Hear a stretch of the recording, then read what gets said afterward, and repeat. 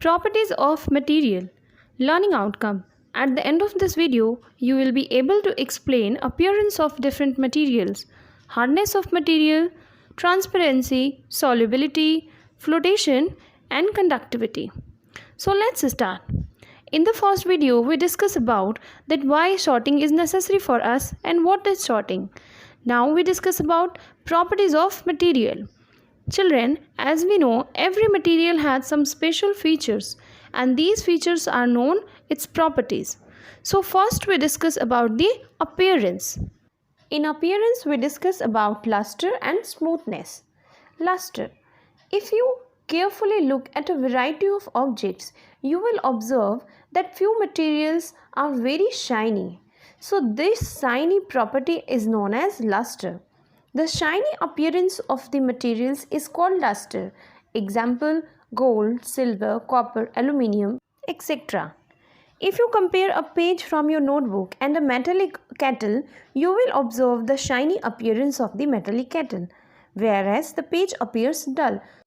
This shiny appearance of the material is known as luster. Now let's come to understand smoothness. To understand this property, you have to do something. Touch the petals of a flower. Move your hands over the surface of a flower and move your hands on a rough surface of stone. What you feel? You will notice that the surface of the flower petals are very smooth, but the surface of stone is very rough. So this property is known as smoothness. Now we discuss about the next property, hardness. In this property, we will discuss about soft materials and hard materials with the help of an example. Take a piece of sponge and a cricket ball. Now try to press these objects one by one with your hand. You will notice that you can easily press the sponge but not the cricket ball. So what does it mean? Materials that can be easily compressed, cut, bent is known as soft materials, and the materials which cannot be easily compressed, cut, bent are known as hard materials like iron. Now you can see in this picture the examples of soft material and hard materials.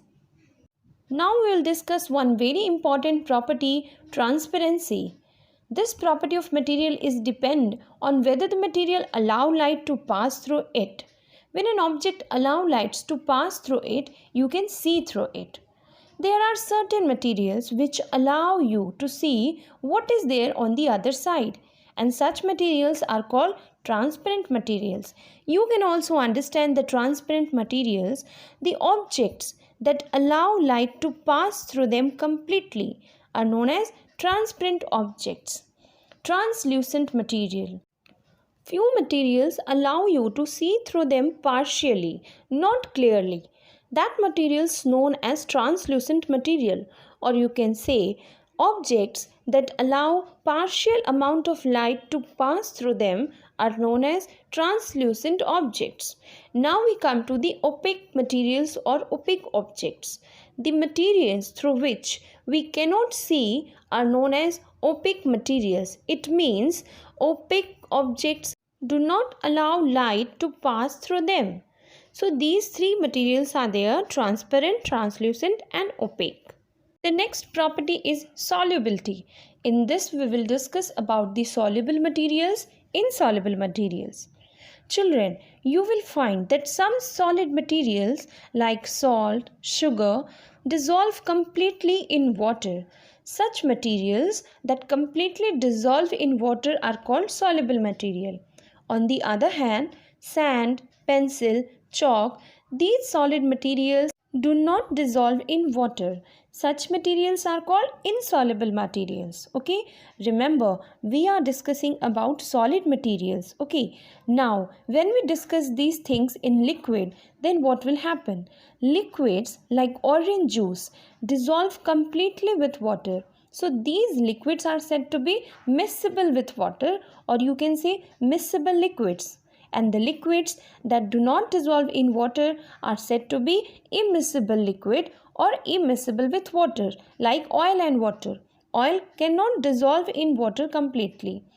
Now let's understand the concept of flotation.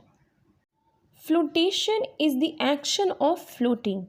Objects float or sink depending on the material they are made of and their shape.